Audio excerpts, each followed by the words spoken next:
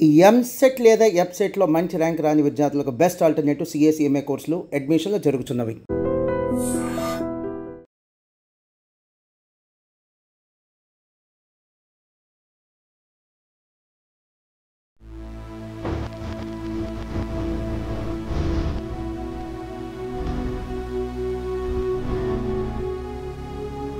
మొత్తం 241 మెంబర్స్ బైక్లో చనిపోతే ఒక 28 మెంబర్స్ హాస్టల్లో ఉన్న వాళ్ళు, అభం శుభం తెలియని వాళ్ళు, మెడికోస్ చనిపోయారు. Very sad incident. ఒకసారి ఎయిర్ బౌండ్ అయిందంటే nobody knows that whether he comes back or not. Sir ATF white petrol అంటారు కదా, దాని ఏంటి సార్ దానికి హీటింగ్ కెపాసిటీ అది ఎక్కువ, చాలా హీట్ ఎక్కువ జనరేట్ అయినప్పుడు థ్రస్ట్ ఇస్తుంది ఎయిర్ క్రాఫ్ట్లో హీట్ జనరేట్ అవ్వాలంటే normal fuel it is not.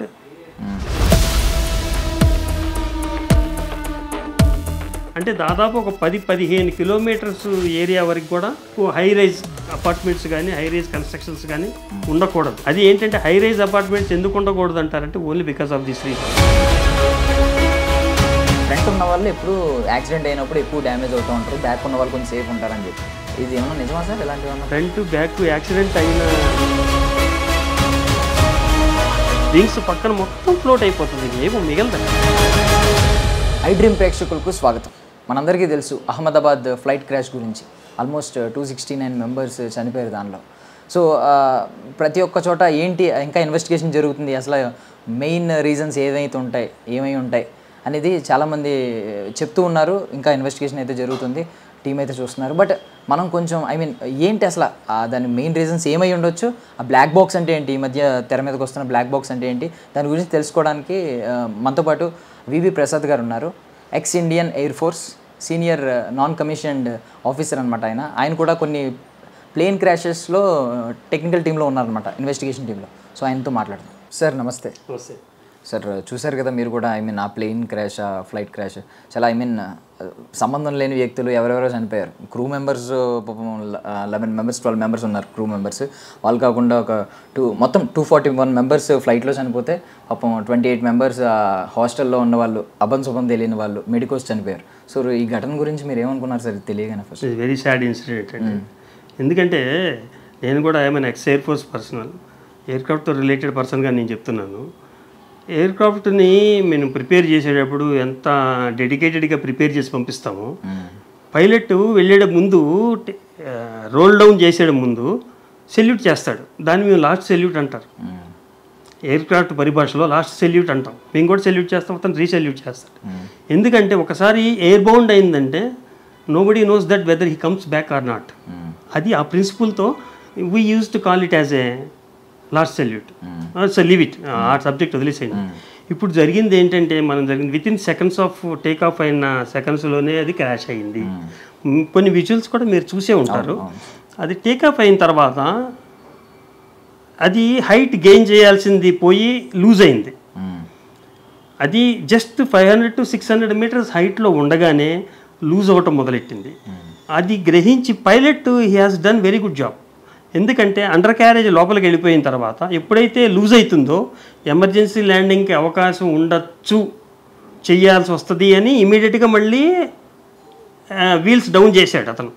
కానీ వీల్స్ డౌన్ చేసి అతను మేడే సిగ్నల్ ఏటీసీకి పంపించిన తర్వాత కూడా అతనికి ఏటీసీ నుంచి రిప్లై తీసుకునేంత టైం లేకపోయింది, కమ్యూనికేషన్ కట్ అయిపోయింది. ఈ లోపే లోపల సిస్టమ్ అంతా కూడా రప్చర్ అయింది.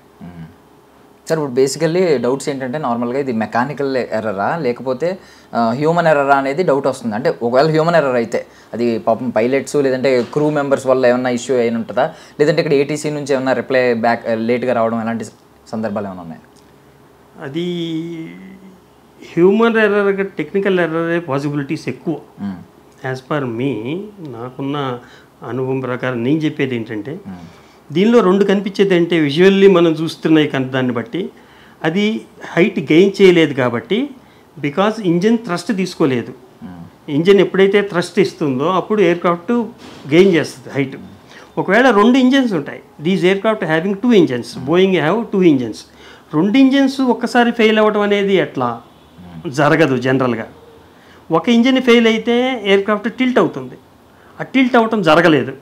కాకపోతే టోటల్గా ఎయిర్ క్రాఫ్ట్ గెయిన్ అవ్వటం లేదు అంటే నెంబర్ వన్ రీజన్ ఏంటంటే ఇంజిన్ థ్రస్ట్ తీసుకోలేదు. ఆ థ్రస్ట్ తీసుకోలేదు కాబట్టి అతను ఎంత పుల్ చేసినా కూడా థ్రోటిల్ ఇచ్చాడు పుషింగ్కి. ఇగ్నిషన్ థ్రోటిల్ అంటాం మనం వెహికల్స్లో. ఎంత థ్రోటిల్ ఇచ్చినా కూడా అది గెయిన్ చేయలే. నెంబర్ 1. నెంబర్ 2, ప్రాబబుల్ రీజన్, ఇది చాలా తక్కువ రీజన్, ఇది కంట్రోల్ స్టక్. కంట్రోల్ స్టక్ అంటే మన వింగ్స్లో ఫ్లాప్స్ ఉంటాయి. ఎప్పుడైతే టేకాఫ్ చేసేటప్పుడు ఆ ఫ్లాప్స్ కూడా టేకాఫ్కి లిఫ్ట్ ఇస్తాయి, టిల్ట్ అయ్యి. ఒకవేళ అవి కనుక టిల్ట్ అవ్వలేదనుకోండి, లిఫ్ట్ ఇవ్వడానికి అవకాశం ఉండదు. అది టిల్ట్ అవ్వకపోవడానికి రీజన్ ఏంటంటే ఏదన్నా ఫారిన్ ఆబ్జెక్ట్ కంట్రోల్స్లో కనుక ఆబ్జెక్ట్లో ఇరుక్కుపోతే అది రీజన్ అయి ఉంటుంది. అతను పైలట్ ఎప్పుడైతే కాక్పిట్లో జాయిస్టిక్ ఆపరేట్ చేస్తాడో, జాయిస్టిక్ ఆపరేట్ చేసినప్పుడు ఆ కంట్రోల్ ట్రాన్స్మిషన్ చివరిదాకా రీచ్ అవ్వలేదనుకోండి, అప్పుడు కూడా అవ్వదు. 2 రీజన్స్, విజిబుల్ రీజన్స్ అవి. అదర్ టెక్నికల్ రీజన్స్, ఆ థ్రస్ట్ లూజ్ అవ్వటం అనేది ఎలా జరిగింది అనేది ఓన్లీ ఫ్లైట్ డేటా రికార్డర్తోనే తెలుసుకోవచ్చు. ఆ బ్లాక్ బాక్స్. ఇప్పుడు బ్లాక్ బాక్స్ అన్నారు కదా, సో నిన్నటి వరకు ఏంటి రీజన్ అనేది చాలామంది కన్ఫ్యూజ్ అవుతూ ఉన్నారు. ఈరోజు సడన్గా బ్లాక్ బాక్స్ ప్రతి ఆర్టికల్లో, ప్రతి ఛానల్లో ఏంటి sir what is black box అంటే 2 ఉంటాయని చెప్పి విన్నాం, ఫ్రంట్ ఒకటి బ్యాక్ ఒకటి. సో ఏం చెప్తారంటే సివిఆర్ అండ్ ఎఫ్డిఆర్ అని చెప్పి 2 విన్నాం. ఏంటి సార్ 2 బ్లాక్ బాక్సెస్ ఏంటి? ఇవి ఎఫ్డిఆర్ అంటే ఫ్లైట్ డేటా రికార్డర్ అండి. సివిఆర్ అనేది డిఫరెంట్, అది బ్యాక్ సైడ్ ఉండేది. ఈ ఫ్లైట్ డేటా రికార్డర్లో పారామీటర్స్ ఉంటాయి, జస్ట్ లైక్ మన ఈసీజీ గ్రాఫ్స్ ఎట్లా ఉంటాయి. All parameters are been recorded. నా నాలెడ్జ్ ప్రకారం ఏంటంటే, నేను కూడా ఫ్లైట్ డేటా రికార్డర్ ఆపరేటర్ హెచ్ఏఎల్లో నేను ట్రైన్ అయ్యాను ఈ ఫైటర్ ప్లేన్స్కి. మాకుండే ఫ్లైట్ డేటా రికార్డర్స్ ఏంటంటే every moment, every second of the flight is being recorded. Engine run అయిన దగ్గర నుంచి ల్యాండింగ్ అయ్యేంత వరకు ఎవ్రీ సెకండ్లో ఇంజిన్ థ్రస్ట్ ఏంటి, ఇంజిన్ స్పీడ్ ఏంటి, ఆర్పిఎం ఎంత, గ్రావిటీ ఏంటి, కంట్రోల్ మూమెంట్స్ ఏంటి, ఒకవేళ ఫైటర్ కనుక అయితే టార్గెట్స్ లాకింగ్ ఏంటి, ఇవన్నీ కూడా రికార్డ్ అవుతాయి.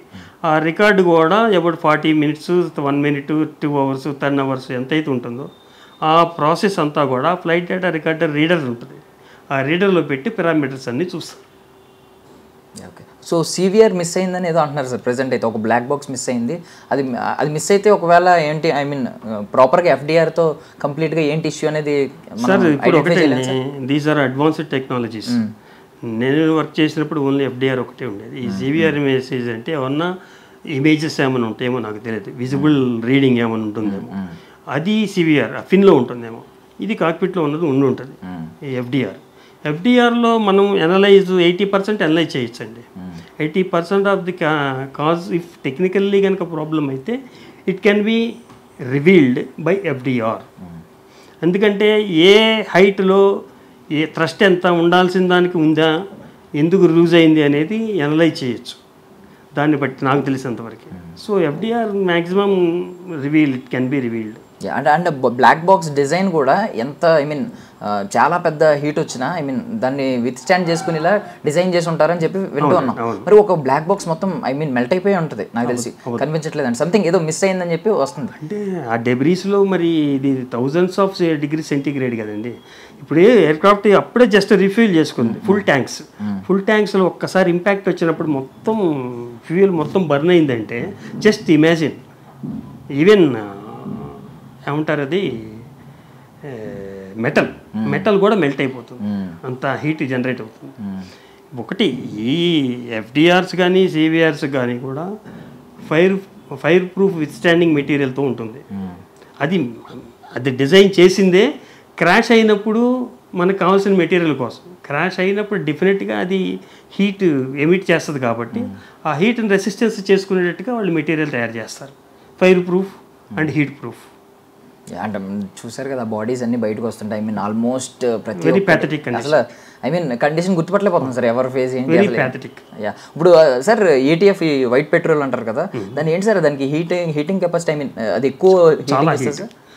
అది వైట్ పెట్రోల్ అంటే జస్ట్ లైక్ కెరోసిన్కి more than 100 times heat generate అవుతుంది. ఎందుకంటే హీట్ ఎక్కువ జనరేట్ అయినప్పుడు థ్రస్ట్ ఇస్తుంది ఎయిర్ క్రాఫ్ట్లో హీట్ జనరేట్ అవ్వాలంటే normal fuel it is not possible. అందుకని ATF aircraft turbine fuel అంటారు. ఎయిర్క్రాఫ్ట్ టర్బైన్ ఫ్యూయల్ అంటే టర్బో ఇంజిన్స్లో యూజ్ చేస్తారు. అది ఆ టర్బో ఇంజిన్స్లో ఈ ఫ్యూయల్ అనేది ఎప్పుడైతే హీట్ ఎక్కువ జనరేట్ చేస్తుందో ఆ థ్రస్ట్ వాటికి కూడా యూజ్ చేయడానికని ATF యూజ్ చేస్తారు. ఆ హీట్ని కూడా విత్స్టాండ్ చేసుకునేట్టుగా డిజైన్ చేస్తారు ఈ FDRs. యా, సో అండ్ ఆ 28 మెంబర్స్ ఎవరైతే మెడికోస్ చనిపోయారో అది అసలు పాపం అసలు అభం తెలియదు వాళ్ళకి, అసలు ఏ సందర్భం చాలా పాపం వాళ్ళు పాపం భోజనం చేయడానికి కూర్చున్నారట. అంటే ఇది బటర్ఫ్లై ఎఫెక్ట్ కూడా అనలేము సార్, అదే అంత వరస్ట్గా ఉంది సిచ్యువేషన్ పాపం.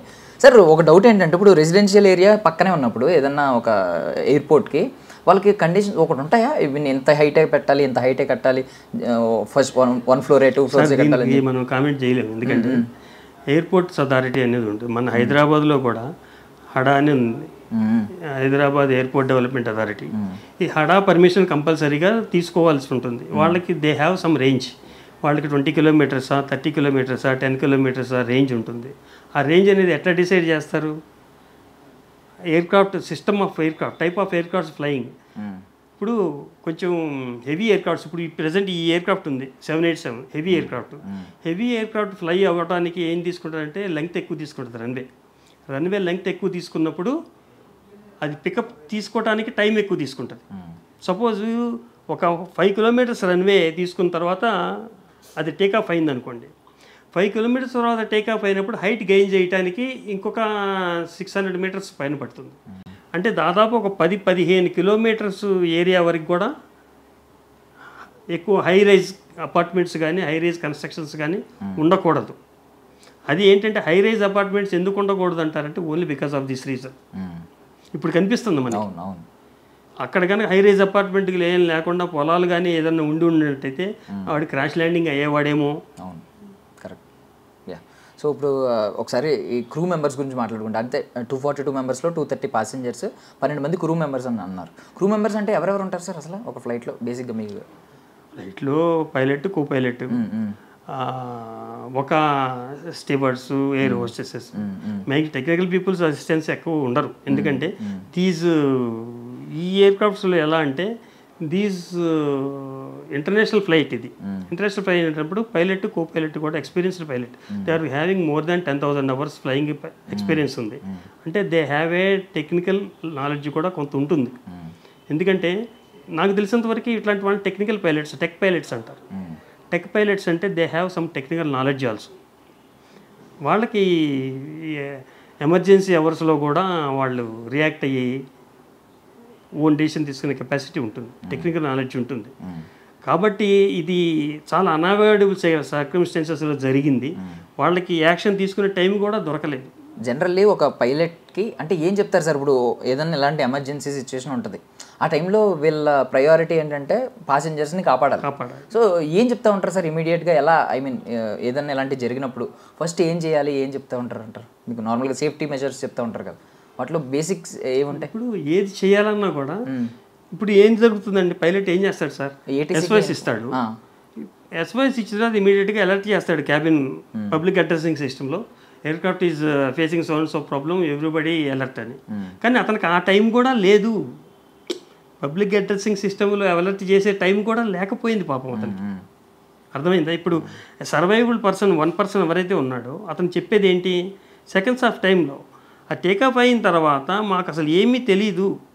టేకాఫ్ అయిన తర్వాత all warning systems red and green lights flicker అవుతూ ఉన్నాయి, వితిన్ సెకండ్ ఏం జరుగుతుందో తెలిసేలోపు క్రాష్ అయిపోయింది అన్నాడు. అంటే ఈ పైలట్కి కూడా వార్నింగ్ ఇచ్చే టైం లేకపోయింది. ఈవెన్ అది మెషిన్ ఎర్రర్ అనేది క్లియర్లీ కనిపిస్తుంది. అది టెక్నికల్ అని అనిపిస్తోంది, బట్ అంత సడన్గా టెక్నికల్ ఎర్రర్ ఎలా జరిగింది? Already 1 hour already flown, Delhi to Ahmedabad fly అయింది. Continuation of the flight towards London అనేది అగైన్ ఇట్ టుక్ ఆఫ్.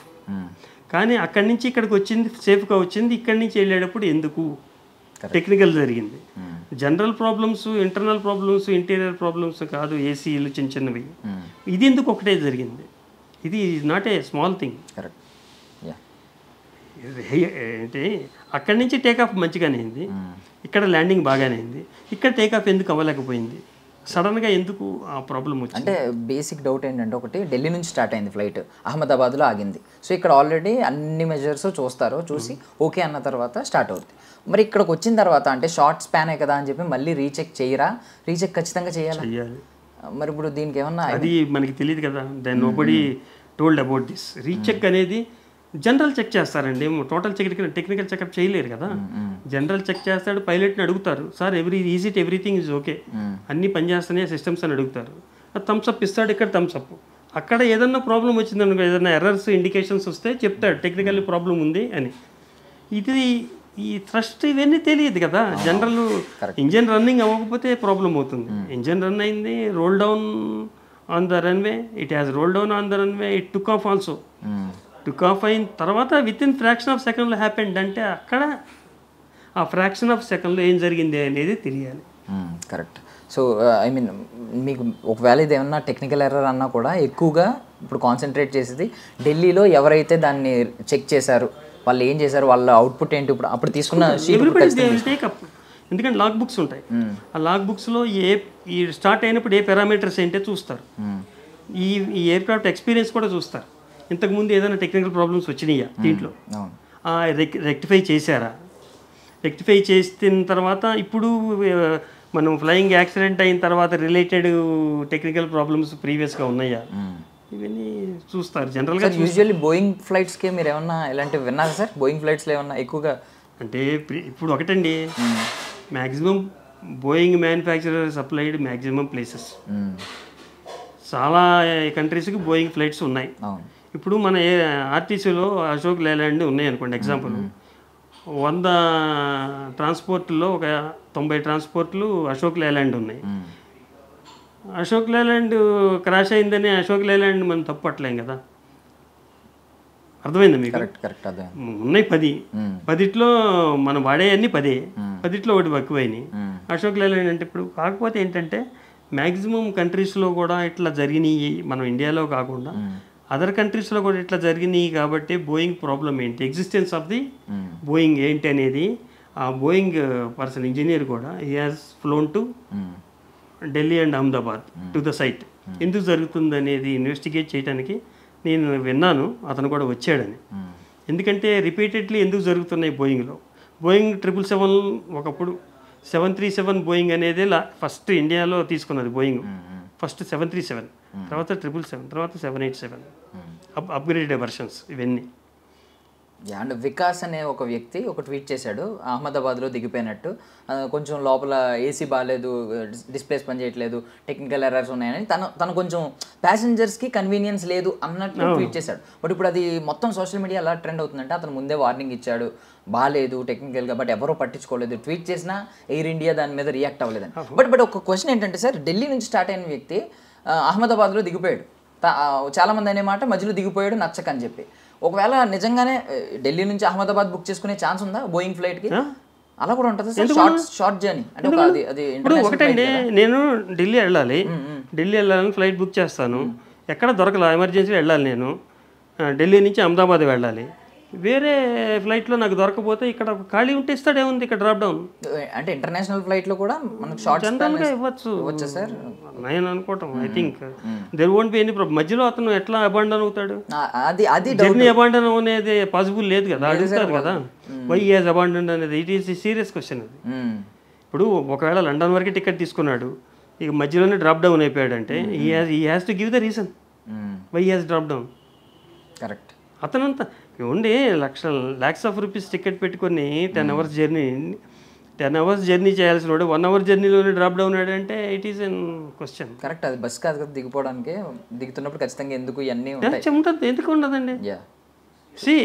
ఇక్కడ కస్టమ్స్ చెక్ అయ్యి వెళ్తాడు ఇంటర్నేషనల్ ఫ్లైట్ అయినప్పుడు, కస్టమ్స్ చెక్ అయినప్పుడు కస్టమ్స్ స్టాంపింగ్ అవుతుంది, మళ్ళీ మధ్యలో ఎట్లా దిగుతాడు ఇక్కడ. Correct, isn't it? కరెక్ట్. ఒకవేళ అదే నిజమై ఉంటే ఈ సోషల్ మీడియాలో ఎప్పటికీ అది కూడా వచ్చేసి మీరు ఒకటి అర్థం చేసుకోండి, ఈ ఇంటర్నేషనల్ ట్రావెలర్ అనుకోండి, ఇతను డెఫినెట్గా కస్టమ్ చెక్ ఉంటుంది, స్టాంపింగ్ ఉంటుంది. స్టాంపింగ్ అయినవాడు ఇక్కడ స్టాంపింగ్ అయితే మళ్ళీ అక్కడ దిగాల్సిన వాడు దిగకుండా ఇక్కడ ఎందుకు దిగుతాడు, ఇక్కడ మళ్ళీ క్వశ్చన్ రాదా? కరెక్ట్. సో అండ్ ఇప్పుడు ఏంటంటే 1 crore ఎక్స్గ్రేషియా ఒకటి చేసింది, బట్ ఓకే వాళ్ళ తరపున వాళ్ళు ఏదో చేయాలని చేశారు. కొంతమంది ఏమంటున్నారంటే ఇంకా ఎక్కువ ఇలాంటి ఒక ఇంటర్నేషనల్ ఫ్లైట్లో ఇలాంటివి జరిగినప్పుడు 1.4 crores ఇవ్వాలి, ఇలాంటివన్నీ మాట్లాడుతున్నారు. మీకు ఏమన్నా దాని గురించి ఏమైనా ఐడియా ఉంది? 1.4 crores insurance policy. Insurance policy అనేది అది టికెట్స్లో ఉంటుంది. అది వాళ్ళు ఇంక్లూడెడ్ కాకపోయినా అది ఉంటే he has to give 1.4 crores separately they have to give. ఇది ఓన్లీ బోయింగ్ వాడే ఇచ్చాడు. Tata he has taken over Boeing and air ఇండియాలో తీసుకున్నాడు కాబట్టి Tata he has taken the moral responsibility and he has ready to pay 1 crore for each deceased for himself. ఇప్పుడు ఈ business క్లాస్లో అయితే ఇంక్లూడ్ ఉంటుంది ఇన్సూరెన్స్. మరి మిగతా వాళ్ళకి ఇన్సూరెన్స్ ఇంక్లూడ్ అవుతుందా లేదా అనేది అది మనకి క్లారిటీ తెలియదు ఇంకా. సో విశ్వాస్ అనే ఒక వ్యక్తి ఆయన ఒక్కనే బ్రతికాడు 11 years, సింగిల్ సర్వైవర్. ఇప్పుడు అందరూ ఆలోచన ఏం పడిందంటే సీట్ బుక్ చేసుకునేటప్పుడు ఎమర్జెన్సీ ఎగ్జిట్కి దగ్గర బుక్ చేసుకోవాలి, లేదంటే ఇప్పుడు ఇంకొకటి నడుస్తుంది సార్, ఫ్రంట్ ఉన్న వాళ్ళు ఎప్పుడు యాక్సిడెంట్ అయినప్పుడు ఎక్కువ డ్యామేజ్ అవుతూ ఉంటారు, బ్యాక్ ఉన్న వాళ్ళు కొంచెం సేఫ్ ఉంటారని చెప్పి. ఇది ఏమన్నా నిజమా సార్? ఇలాంటివి ఏమన్నా కన్సిడర్ చేయొచ్చా సార్? ఒకటి చెప్పనా, ఫ్రంట్ బ్యాక్ యాక్సిడెంట్ అయిన ఇంపాక్ట్ని బట్టి ఉంటుంది. వాడు ఎక్కడ హిట్ చేశాడు, ఫస్ట్ నోసే డ్యామేజ్ అవుతుంది కదా. నోస్ డ్యామేజ్ అయినప్పుడు ఎక్కువ ఎఫెక్ట్ ఎక్కువ ఉంటుంది, ఫ్రంట్ ఉంటుంది నెంబర్ 1. నెంబర్ 2, అది ఎప్పుడైతే డ్యామేజ్ అయిందో ఇమీడియట్గా ఫ్యూయల్ ట్యాంక్స్ బర్స్ట్ అయింది. వింగ్స్ పక్కన మొత్తం ఫ్లోట్ అయిపోతుంది, ఏమో మిగలదు అక్కడ. నెంబర్ 2. నెంబర్ 3 ఏంటంటే మన మీడియా స్టోరీస్లో వచ్చింది ఏంటంటే what he has booked is 13A, seat number 13A. దాని గురించి they have given a very big story about it. 13A అనేది ఎవరు బుక్ చేయరు జనరల్గా. దానికి ఏసీ దగ్గరలో ఉండదని, ఏసీ సరిగ్గా ఉండదని, దానికి ఎవరు బుక్ చేయరని, అతను బుక్ చేసుకున్నాడని, ఇక ఏమీ దొరక బుక్ చేసుకున్నాడా, మరి ఎందుకు బుక్ చేసుకున్నాడు, రకరకాల కథనాలు వస్తున్నాయి. దాని గురించి మనం వెళ్ళదలుచుకోలేదు. ఎందుకంటే అతను ముందు ఉన్నాడు కాబట్టి అది జరగలేదా అన్నారని అన్నా. ఇందాక అతని ఇంటర్వ్యూలో నేను చూసా, ఫ్రాక్షన్ ఆఫ్ సెకండ్లో జరిగిందండి. నేను కూడా చనిపోయాను అనుకున్నాను. నేను కళ్ళు తెరిచి చూసుకునేటప్పటికి బయట ఒక చైర్లో చైర్తోనే బయట ఉన్నాను. ఎదుర్కొంటా ఒక వాల్ కనిపిస్తుంది, హాస్టల్ గోడ కనిపిస్తుంది, బెల్ట్ తిప్పుకొని వచ్చాను అన్నాడు. What he has told about it. ఇంకోటి విన్నది ఏంటంటే అతనికి సీటుకి దగ్గరలోనే ఎమర్జెన్సీ ఎగ్జిట్ ఉందని. ఎప్పుడైతే ఇంపాక్ట్ ఉందో emergency exit automatically it gets opened. అక్కడి నుంచి ఏమన్నా త్రో అయిపోయిందా ఇతను సీటు, పాసిబిలిటీస్. అంటే సాడ్నెస్ ఏంటంటే వాళ్ళ బ్రదర్ని కూడా లండన్ తీసుకెళ్దామని వచ్చాడంట, తీసుకెళ్తుంటే ఆయన అది గిల్ట్ ఉంటుంది. సర్వైవ్ అయిన అదే నేను బయటపడ్డాను ఆనందపడ్డం కంటే తీసుకొచ్చి చంపేశాను అనే ఒక గిల్ట్ పాపం లైఫ్లో. డాక్టర్స్ ఫ్యామిలీ చూసే ఉంటారు, అది వెరీ ప్యాథటిక్ కండిషన్. వాళ్ళ పిల్లలందరూ కూడా ఇండియాలో చదువుకుంటున్నారు, 3. ఇప్పుడు వాళ్ళని లండన్ తీసుకెళ్తున్నారు, వైఫ్ అండ్ హస్బెండ్. పాపం వాళ్ళని తీసుకెళ్ళకుండా ఆ program and next chief minister of Gujarat is going to bring his wife. Is all lot of pathetic condition stories ఉన్నాయన్నీ. సో ఆస్ట్రో టాక్స్ నుంచి ఒక ట్వీట్ చూసాను సార్, December 29th ఆమె ట్వీట్ వేసింది. మళ్ళీ ఇదే June 5th కూడా ఆమె రీట్వీట్ చేసి దాన్ని కొంచెం నేను I'm still holding this statement అని చెప్పి ఆవిడ పట్టుకుంది. అవును, ఇది కొంచెం ప్లేన్ క్రాష్ వింటారని చెప్పి ఈ మంత్లోనే మళ్ళీ దాన్ని రీట్వీట్ చేసి మెన్షన్ చేసింది ఆమె. జనరల్లీ నార్మల్గా అడుగుతున్నాను, ఒక పర్సనల్ ఒపీనియన్ మీకు ఉంటుంది. Do you believe in astrology sir? Sir అది మనిషి పర్సన్ టు పర్సన్ డిపెండ్స్ అండి. కొంతమంది ఆస్ట్రాలజీ నమ్ముతారు, కొంతమంది నమ్మరు. ఆస్ట్రాలజీ ఈజ్ నాట్ ఓన్లీ ఏమంటారంటే సూపర్స్టిషన్ కాదు అది. What I believe is astrology is a science which is connected with the planets. Planets, ప్రతి ప్లానెట్కి ఇట్ హ్యాస్ సమ్ పవర్. ఆ పవర్ అనేది మన ఎర్త్ మీద ఎలా వర్క్ చేస్తుంది అనే దాన్ని బట్టే మిగతా అన్నీ జరుగుతుంటాయి. కాకపోతే ఏంటంటే ఈ డివోషనల్ ఆస్పెక్ట్ కాబట్టి ఆస్ట్రాలజీ అనేది దేవుడి పేర్లు పెట్టి, సూర్యుడు అంటారు మనం, సన్ను ఒక గ్రహం ప్లానెట్ అంటారు, సూర్యుడు అంటారు, మూను, చంద్రుడు అంటారు, దేవుడి పేర్లు చెప్పి కొంచెం డివోషనల్గా స్పిరిచువల్గా నమ్మడానికి వీలుగా చెప్తారు అంతే. దానివల్ల సైన్స్ వాళ్ళు కొంచెం అబ్జెక్ట్ చేస్తున్నారు, ఈ సైన్స్ వాళ్ళు కొంచెం నమ్మలేకపోతున్నారు కొంతమంది. ఈవెన్ సైన్స్ బేస్ చేసుకున్నా దేవుడి పేరు పెట్టడం వల్ల డివోషన్. దేవుడి పేరు తీసేసేయండి, దేవుడి పేరు తీసేసి ప్లానెట్ పేరు పెట్టండి. How it is happened. Astrology in connection in relation with science అని ఒక టాపిక్ ఉంటుంది. ఆస్ట్రాలజీని సైన్స్తో జోడించి మీరు కనుక చూసినట్టయితే ఎంతవరకు 90% of the predictions correct prediction చేసే వాళ్ళకి కరెక్ట్ అవుతాయి. ఓకే. సో అంటే ఏవియేషన్ అంటే పర్టికులర్గా ఏవియేషన్ ఇండస్ట్రీలో అలా జరుగుద్ది, ప్లేన్ క్రాష్ అవుతుంది అంటే ఇంత మైన్యూట్ డీటెయిల్స్ కదా, కొంచెం తప్పుగా అనుకోకపోతే మైన్యూట్ డీటెయిల్స్. మనకు కొంచెం సాడ్ న్యూస్ జరిగే బేసిక్గా వినేది ఏంటంటే బేసిక్ లెవెల్లో మీకు సాడ్ న్యూస్ వింటాం, ఇలాంటివి ఉంటుంది, కొంచెం బాగాలేదు, గ్రహాలు అనుకూలంగా లేవు, ఇలాంటి మాటలు వింటా ఉంటాం. కరెక్ట్గా ఏవియేషన్లో ఒక ప్లేన్ క్రాష్ వింటాం మనం అనేది చెప్పాడు, కొంచెం మైన్యూట్ డీటెయిల్స్ చెప్పడం, అంత లెవెల్లో మనం రీసెర్చ్ మీరు అనుకుంటున్నారా? నేను డిఫెన్స్లో పనిచేశాను. రష్యా నుంచి కొత్త ఎయిర్ క్రాఫ్ట్స్ వచ్చినాయి మాకు. అది ఓపెన్ చేసేటప్పుడు ఒక పూజారి వస్తాడు, ఒక ముల్లా వస్తాడు, గురుద్వారా పాత్ర వస్తాడు, మళ్ళీ క్రిస్టియన్ ఫాదర్, వీళ్ళందరూ వచ్చి వాళ్ళ పెర్ఫార్మెన్సెస్ చేసి ఎయిర్ క్రాఫ్ట్కి అప్పుడు స్టార్ట్ చేస్తారు. Do you believe? Yes, everything is happens. చాలా నమ్మకాలు ఉంటాయండి. ఇంకోటి తెలుసా, ఎయిర్ ఫోర్స్లో నెంబర్ 13 అనేది ఉండదు, 13వ నెంబర్ అనేది ఇన్ఆస్పిషియస్. అంటే మీరు నమ్మకాల గురించి అడుగుతున్నారు కాబట్టి చెప్తున్నాను.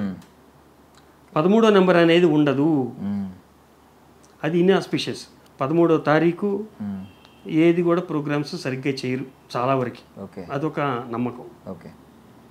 కొన్ని ఉంటాయి, కొన్ని వాటి ప్రకారంగా వెళ్తుంటారు. మనిషి నమ్మకం మీద కూడా వర్క్ పనిచేస్తుందండి. మీరు ఎంత కాన్ఫిడెంట్గా నమ్మకంతో పనిచేస్తారో ఆ సక్సెస్ రేటు కూడా దాన్ని బట్టే ఉంటుంది. మీ కాన్ఫిడెన్స్ లేకుండా ఏ పని చేసినా కూడా అవ్వదు. కరెక్ట్ సార్, సైన్స్ కూడా చెప్తుంది. అండ్ ఫైనల్ ఏంటంటే మీరు కూడా నాకు తెలిసి కొన్ని క్రాషెస్ అయినప్పుడు మీరు కొంచెం ఆ టెక్నికల్ టీంలో ఉన్నారు, ఇన్వెస్టిగేషన్ టీంలో, ఆ టెక్నికల్ టీంలో ఉన్నారు. సో ఏం చేస్తారు సార్ ఇప్పుడు క్రాష్ అయింది కాబట్టి బేసికల్లీ వాళ్ళు వచ్చి ఏం డీటెయిల్స్ తీసుకుంటారో దాన్ని రెక్టిఫై చేయడానికి ఏం చేస్తారు సార్? ఇప్పుడు ఒక టీమ్ అనేది ఏంటంటే it consist of more than 10-15 members ఉంటుంది, different times of. I was instrumentation, electrician, airframe engine, రకరకాల ట్రేడ్స్ ఉంటాయి. ఈ ట్రేడ్ పీపుల్ అందరూ కూడా వాళ్ళ పారామీటర్స్ చెక్ చేసుకోవడానికి టీం అంతా ఎలక్ట్ అవుతుంది. క్రాష్ సైట్కి వెళ్తారు, వాళ్ళకి కొన్ని స్పెసిఫికేషన్స్ ఉంటాయి. ఏ డిపార్ట్మెంట్ వాడు ఏ శాంపిల్స్ తీసుకోవాలి, వాడు తీసుకొని వాడి తగ్గట్టు ఇన్వెస్టిగేషన్ చేసుకుంటారు. మ్యాక్సిమం క్రాష్ అయిన దాంట్లో మట్టి చాలా వరకు దొరకదండి, ఏమీ దొరకవు. మ్యాక్సిమం కాన్సన్ట్రేట్ చేసేది ఎఫ్డిఆర్, అంతే. ఎఫ్డిఆర్ వలన లేకపోతే కొన్ని తెలిసిపోతుంటుంది. ఇప్పుడు థ్రస్ట్ అన్నాడు, థ్రస్ట్ పోయింది అంటే ఇంజిన్ డిపార్ట్మెంట్ ఉంటుంది, ఆ ఇంజిన్ దగ్గరికి వెళ్తాడు, ఇంజిన్ సీజ్ చేస్తారు, టోటల్గా ఇంజిన్లో ఇన్వెస్టిగేషన్ చేస్తారు. ఇంకోటి కంట్రోల్స్లో ప్రాబ్లం ఉందనుకోండి, దానిలో కొన్ని ఎయిర్ ఫ్రేమ్ స్ట్రక్చర్స్ ఉంటాయి, వాళ్ళు కంట్రోల్స్లో ఏమన్నా ప్రాబ్లం వచ్చిందని చూస్తారు. FDR, I was instrumentation. మాదేంటంటే అప్పట్లో ఫైటర్స్లో మా ఇన్స్ట్రుమెంటేషనే ఈ FDR, flight data record system analysation ఇదివరకు చేసేవాళ్ళం. మాదంతా ఓల్డ్ సిస్టమ్, 20 years బ్యాక్ అంటే 35mm కెమెరాతో ఉండేది. అది ఇప్పుడు అంతా మరి కంప్యూటరైజ్ అయిపోయి ఉండొచ్చు. We use to develop in the dark room and దాంట్లో పారామీటర్స్ అన్ని రీడ్ చేసేవాళ్ళం, అది జరిగేది. ఇప్పుడు బేసికల్లీ ఏంటంటే ఇప్పుడు దీని తర్వాత పర్యవసానాలు ఎలా ఉంటాయంటే ఖచ్చితంగా ఎఫెక్ట్ పడుతుంది. ఇప్పుడు ఇంటర్నేషనల్ ట్రావెలర్స్ ఎవరైనా ఉన్నా ఫ్లైట్ ఎక్కడం అంటే కొంచెం భయపడుతూ ఉంటారు. బోయింగ్ కొన్ని రోజులు ఇంపాక్ట్ ఖచ్చితంగా ఉంటుంది, కొన్ని రోజులు ఏదైనా సరే. ఇప్పుడు ఈ రోడ్డు యాక్సిడెంట్ ప్రోన్ ఏరియా అని బోర్డు పెడతారండి, కొన్ని రోజులు జాగ్రత్తగా వెళ్తారు. 2 రోజులు 3 రోజుల తర్వాత ఇగ్నోర్ కూడా చేస్తారు, ఆ బోర్డు కూడా చూడరు. అంతే, ఎవ్రీథింగ్ అంటే లాంగ్ టైం ఏది నడుస్తుంది చెప్పండి. అంటే ఏదైనా మీకు తెలిసిన బేసిక్ ఒక సేఫ్టీ మెజర్ ఖచ్చితంగా కొన్ని మెజర్స్ తీసుకుంటే ఇక నుంచి కొంచెం ప్లేన్ క్రాషెస్ తగ్గే అవకాశం ఉంటుంది అని. సింపుల్ అండి. ఇప్పుడు ఎప్పుడు మనం మెజర్స్ తీసుకుంటాం, రీజన్ తెలిసినప్పుడు. రీజన్ తెలియకుండా మనం గాల్లో బాణం వేయలేం కదండి, అది అత్యుత్సాహం అయిపోద్ది. ఎందుకంటే సింపుల్ అండి. ఒక ట్రావెలర్గా కానీ ఒక టెక్నికల్ పర్సన్గా కానీ మనం ఏం చెప్తాం, జనరల్ ప్రికాషన్స్ తీసుకోవాలి. జనరల్ ప్రికాషన్స్, టెక్నికల్ సేఫ్టీ అనేది కంపల్సరీగా బిఫోర్ టేక్ ఆఫ్ చూసుకుంటారు. అది టచ్ డౌన్ అంటారు దీన్ని.